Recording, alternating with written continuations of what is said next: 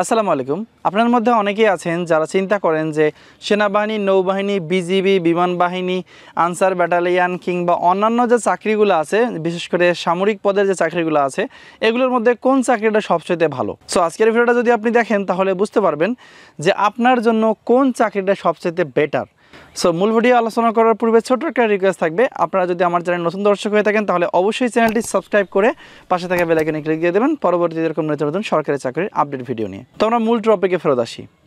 তো এই যে প্রশ্নটা, এটা কিন্তু একটা কমন প্রশ্ন হয়ে গেছে যে ভাইয়া আমি কোন বাহিনীর চাকরিতে আবেদন করলে আমি বেশি ফলাফল বা ভালো কিছু করতে পারবো বা ধরেন যে ভালো বেতন পাবো বা ভালো সুযোগ সুবিধা পাবো, এই প্রশ্নটা কিন্তু সচরাচর খুবই আসে আমার কাছে।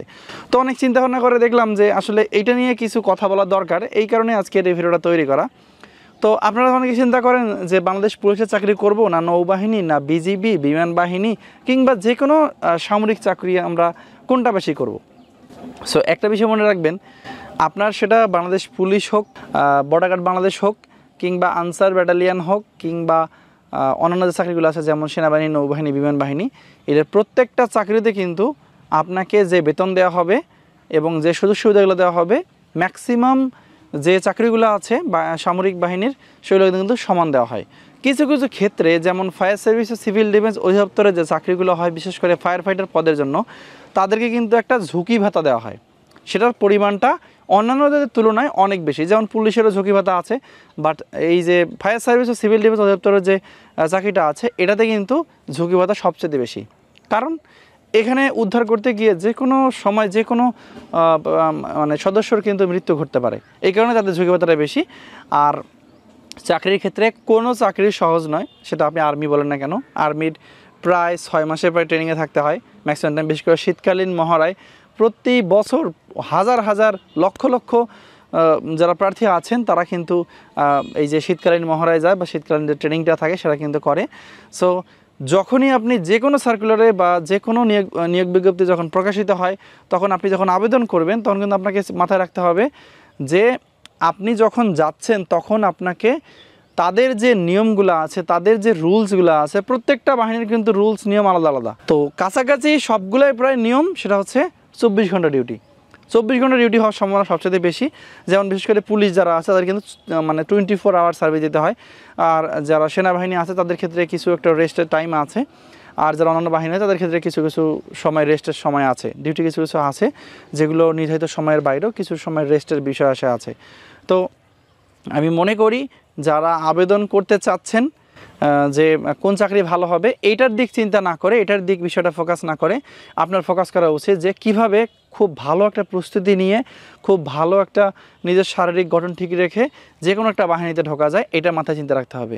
কোনো চাকরি ছোট না বা কোনো চাকরিকে খাটো করে দেখবেন না, প্রত্যেকটা চাকরির সুযোগ সুবিধা আছে, বিশেষ করে যারা সামরিক পদে যোগদান করে তাদের ক্ষেত্রে।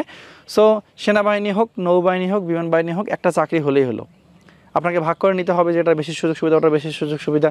প্রত্যেকটা চাকরিতে পড়াশোনার সুযোগ আছে। সো আপনি একটা থেকে ঢোকার পর চিন্তা করবেন যে সেখানে আপনি হায়ার র্যাঙ্কে যাবেন কিনা বা সেখানে পড়াশোনা করবেন কিনা। একটা বিষয় বলি, সেটা হচ্ছে অনেকেই আছেন যে বর্তমানে ধরেন মেট্রিক পাস করেছেন, ইন্টার পড়তেছেন, হঠাৎ করে চাকরি হয়ে গেল, সেক্ষেত্রে আপনার পড়াশোনা কিন্তু বন্ধ হবে না। কর্তৃপক্ষের কাছে আবেদন যখন করবেন তখন আপনি চাইলে কিন্তু বাংলাদেশ উন্মুক্ত বিশ্ববিদ্যালয়ের নাম আপনারা অনেকেই শুনেছেন। বাংলাদেশ উন্মুক্ত বিশ্ববিদ্যালয়ে কিন্তু এসএসসি প্রোগ্রাম আছে, এইচএসসি প্রোগ্রাম আছে, তারপর বিএসএস ডিগ্রি প্রোগ্রাম আছে, অনার্স প্রোগ্রাম আছে। এগুলোতে কিন্তু শুধুমাত্র শুক্রবার ক্লাস করে শুক্রবার পরীক্ষা দিয়ে কিন্তু অনেকে অনেক কিছু করে ফেলেছে বা অনেক দূর পর্যন্ত পড়াশোনা করে ফেলেছে। সো আমি দেখেছি যে যারা বাহিনীর জব করে তারা ম্যাক্সিমাম যেহেতু ব্যস্ত থাকে সারাক্ষণেই, শুধু শুক্রবারটা তাদের মানে ছুটি থাকে, এই কারণে তারা চাইলে কিন্তু শুক্রবারও এই যে বাংলাদেশ উন্মুক্ত বিশ্ববিদ্যালয়ের প্রোগ্রামগুলো আছে এগুলোর মাধ্যমে কিন্তু তারা তাদের পড়াশোনাটা আগায় নিতে পারবে। আর বেতনের কথা যেটা বলবো সেটা হচ্ছে বেতন 2015 সালের যে বেতন গ্রেড বা বেতন স্কেল সেই অনুসারে কিন্তু তারা বেতনপ্রাপ্ত হবে। আর এর সাথে কিন্তু প্রত্যেকটা বাহিনীতে প্রায় রেশন সুবিধাগুলো আছে। রেশন মানে কিন্তু কম মূল্যে আপনাকে প্রোডাক্ট কিছু দেওয়া হবে, যেমন চাল, ডাল, আটা, এই টাইপের কিছু এগুলো। তো এগুলো অনেকেই তোলে, আবার অনেকেই দেখা যায় কি ফ্যামিলির জন্য নিয়ে যায়, আবার নিজে ওখানে রান্নাবান্না করে খায়। তো এটা আর কি, এটা আলাদা একটা বিষয় আসা থাকে। তবে আমি শেষ কথা একটাই বলবো, যে বাহিনীর সার্কুলারগুলো বর্তমানে চলমান আছে, যেমন ধরেন নৌবাহিনীর নাবিক এমার্জেন্সি নৌ চলমান আছে, তবে বর্ডার গার্ড বাংলাদেশ বিজিবিটা চলমান আছে। কিছুদিন আগে কিন্তু বাংলাদেশ বিমান বাহিনীর বিমান সেনা পদে নিয়োগ বিজ্ঞপ্তি প্রকাশিত হয়েছিল, সেখানেও কিন্তু অনেকে আবেদন করেছেন। একটা চাকরি হয়ে গেলেই হলো, শুধু আপনাকে দেখতে হবে যে ভালো একটা প্রস্তুতি। কারণ এই চাকরির বাজারের এখন এমন অবস্থা যে একটা করে পদের জন্য প্রায় 1000-এর অধিক ক্যান্ডিডেট আবেদনকারী আবেদন জমা করে। সো কার কপালে কী আছে, কার ভাগ্যে কী আছে বলা যায় না। তো এই যে রিসেন্ট যে সার্কুলারগুলো হয়েছে, আমি মনে করি বা আমি আশা করি যে যেহেতু বর্তমান সরকারের আমাদের পরিবর্তন হয়েছে, তো অন্তর্বর্তীকালীন সরকারের আমলে কিন্তু নিয়োগ দেওয়া হচ্ছে। সো এগুলোর নিয়োগটা একদম ফেয়ার হবে, কোনো ধরনের কোনো স্বজনপ্রীতি হবে না আশা করি।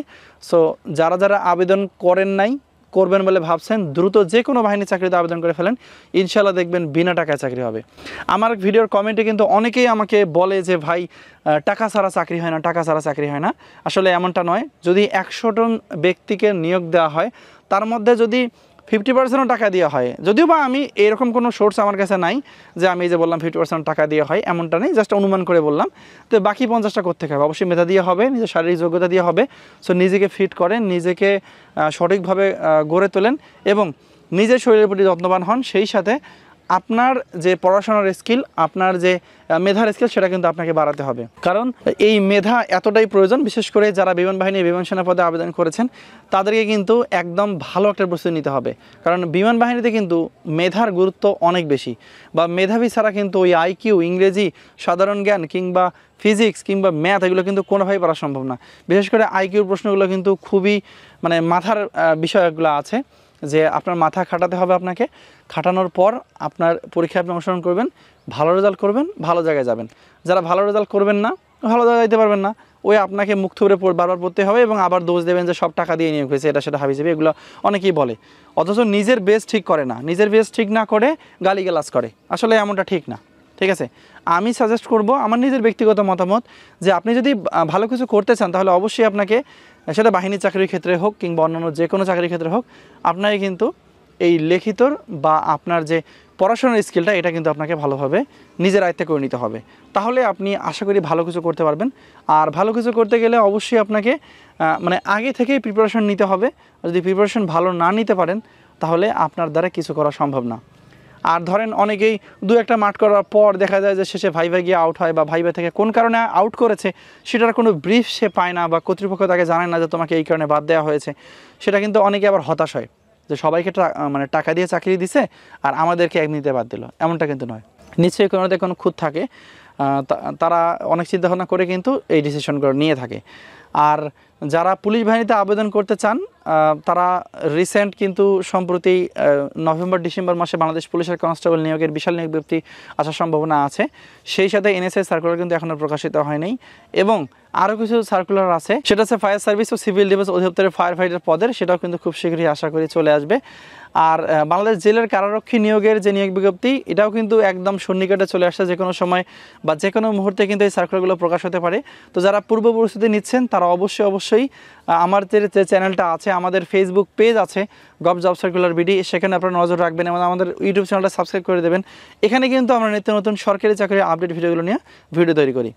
তো আর কিছু বলবো না, একদম সন্ধ্যার টাইম।